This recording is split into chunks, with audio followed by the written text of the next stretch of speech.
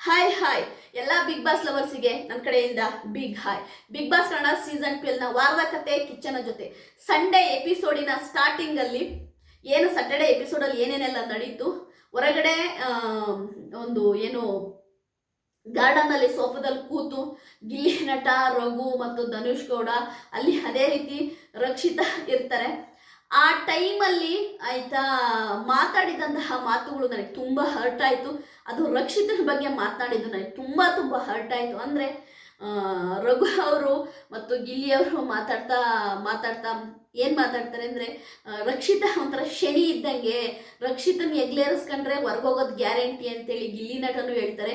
ರಘುನೂ ಕೂಡ ಅದಕ್ಕೆ ಹೌದು, ನಾನು ಅಷ್ಟು ಹತ್ರಕ್ಕೆ ತಗೊಂಡಿರ್ಲಿಲ್ಲ, ಅದು ಹೆಂಗೆ ಹತ್ರಕ್ಕೆ ತಗೊಂಡೋ ಗೊತ್ತಿಲ್ಲ ಅಂತಂದರೆ ರಕ್ಷಿತನ ನಮ್ಮ ಗಿಲ್ಲಿಯವರು ಶನಿಗೆ ಹೋಲಿಸಿದ್ದು ನನಗೆ ಒಂಚೂರು ಇಷ್ಟ ಆಗಲಿಲ್ಲ. ಅಲ್ಲ ಅವಳು ನಿಮ್ಮನ್ನು ಎಷ್ಟು ಪ್ರೀತಿಯಿಂದ ಮಾತಾಡ್ತಾಳೆ, ನಿಮ್ಮ ಬಗ್ಗೆ ಒಂದು ಕೂಡ ತಪ್ಪಾಗಿ ಮಾತನಾಡಲ್ಲ. ಅದು ಗಿಲ್ಲಿ ಬಗ್ಗೆ ಆಗಿರ್ಬೋದು, ರಘು ಬಗ್ಗೆ ಆಗಿರ್ಬೋದು. ಬಟ್ ಶನಿಗೆ ಹೋಲಿಸಿದ್ದಿದೆಯಲ್ಲ, ಅದು ತುಂಬ ಬೇಜಾರಾಯಿತು. ಅಲ್ಲಿ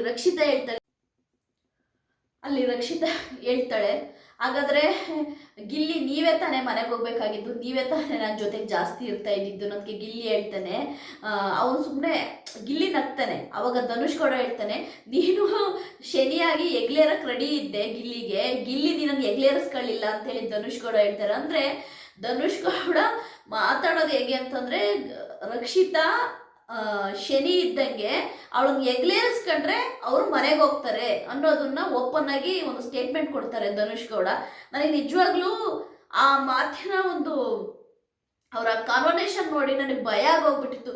ದೇವ್ರೇ, ರಘು ಈ ವಾರ ಸೇವ್ ಆಗ್ಲಪ್ಪ ಅಂತ ನನ್ನ ಮನಸ್ಸು ಹಂಗೆ ಕೇಳ್ತಾ ಇತ್ತು. ನಂಗೆ ಗೊತ್ತಿತ್ತು ರಾಶಿಕಾ ಎಲಿಮಿನೇಟ್ ಆಗಿದ್ದಂತ ನಂಗೆ ಗೊತ್ತು ಆಯ್ತಾ. ನನಗೊಂಥರ ಆ ಕ್ಷಣದಲ್ಲಿ ನಂಗೆ ಅನಿಸ್ಬಿಟ್ಟು, ದೇವರೇ ರಘು ಸೇವ್ ಆಗ್ಲಪ್ಪ, ಏನೋ ರಕ್ಷಿತನ ಜೊತೆಯಲ್ಲಿದ್ದರೆ ಅವ್ರು ಎಲಿಮಿನೇಟ್ ಆಗ್ತಾರೆ ಅಂತಾರಲ್ಲ, ಅದಾಗಬಾರ್ದು ಈ ವೀಕು, ರಘು ಸೇವ್ ಆಗಲಿ ಅನ್ನಿಸ್ತು. ಯಾಕೆಂತಂದರೆ ನನಗೆ ತುಂಬ ಬೇಜಾರಾಯಿತು. ರಕ್ಷಿತನ ಶನಿಗೆ ಹೋಲಿಸಿದ್ದು ನಂಗೆ ತುಂಬ ಬೇಜಾರಾಯಿತು. ಯಾಕೆಂತಂದರೆ ಆ ಹುಡುಗಿ ಎಷ್ಟು ಪ್ರೀತಿ ತೋರಿಸುತ್ತೆ, ಇವ್ರು ಚಾಕ್ರಿ ಎಲ್ಲ ಮಾಡುತ್ತೆ, ಇವ್ರು ಹೇಳಿದ್ದನ್ನೆಲ್ಲ ಕೇಳುತ್ತೆ, ಎಲ್ಲ ಮಾಡಿಸ್ಕೊಂಡು ಕೊನೆಗೆ ಆ ಹುಡುಗಿನ ಒಂಥರ ಹೆಂಗೆ ಅಂದರೆ, ಈ ಊಟದಲ್ಲಿ ಕರ್ಬೇವಿನ ಸೊಪ್ಪು ಇರುತ್ತೆ ನೋಡಿ, ಕರಿಬೇವು ಇರುತ್ತೆ ನೋಡಿ ಊಟದಲ್ಲಿ, ಆ ಕರಿಬೇವನ್ನ ತೆಗೆದು ಪಕ್ಕಕ್ಕೆ ಇಡ್ತಾರೆ ನೋಡಿ, ಆ ಥರ ಪಕ್ಕಕ್ಕೆ ಇಡ್ತಾರೆ.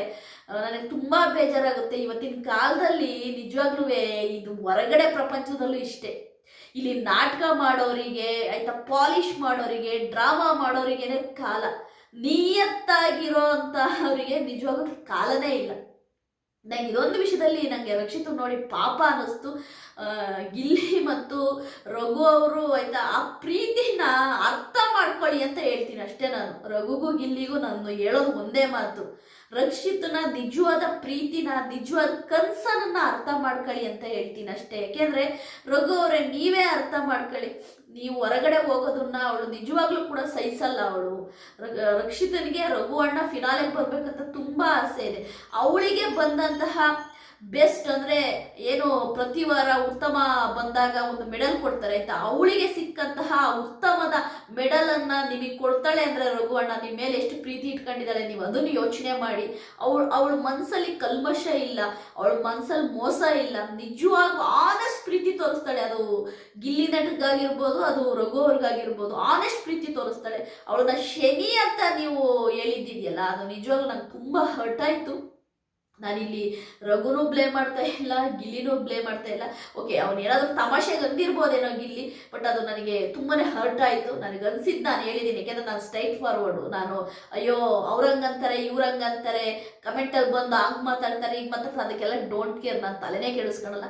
ಬಟ್ ಆ ಕ್ಷಣದಲ್ಲಿ ರಕ್ಷಿತನಿಗೆ ಶನಿ ಅಂದಿದ್ದು ನನಗೆ ತುಂಬ ಬೇಜಾರಾಯಿತು. ಯಾಕೆಂತಂದರೆ ಅವಳ ನಿಜವಾದ ಪ್ರೀತಿನ ಗಿಲ್ಲಿನೂ ರಘುನೂ ಅರ್ಥ ಮಾಡ್ಕೋಬೇಕು. ಬಿಗ್ ಬಾಸ್ ಮೇಲೆ ಜಸ್ಟ್ 100 ಡೇಸು ಒಬ್ಬರು ಜೆನ್ಯೂನ್ ಪ್ರೀತಿ ಕೂಡ ನಮಗೆ ಸಿಗ್ತಾರೆ ಅಂದರೆ ನಿಜವಾಗ್ಲೂ ಅದನ್ನು ಅರ್ಥ ಮಾಡ್ಕೋಬೇಕು ಅನ್ನೋದು ನನ್ನ ಒಂದು ಅನಿಸಿಕೆ. ನನ್ನ ಈ ವಿಡಿಯೋ ನಿಮಗೆ ಇಷ್ಟ ಆಗಿದ್ರೆ ಲೈಕ್ ಮಾಡಿ, ಸಬ್ಸ್ಕ್ರೈಬ್ ಮಾಡಿ. ಬಾಯ್.